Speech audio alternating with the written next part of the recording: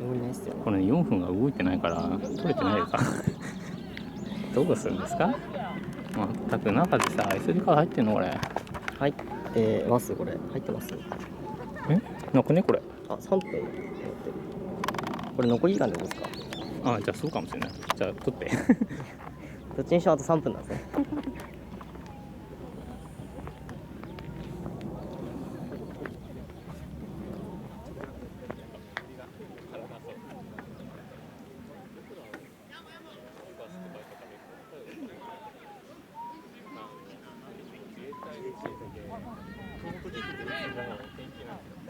ここ数年試合してないんだよ。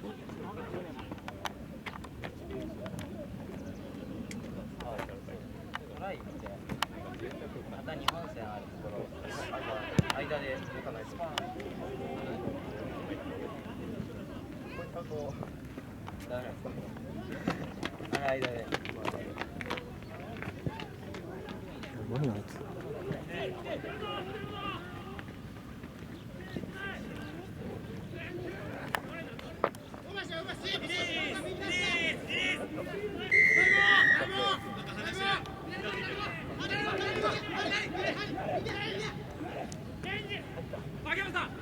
秋山さん、誰もいる。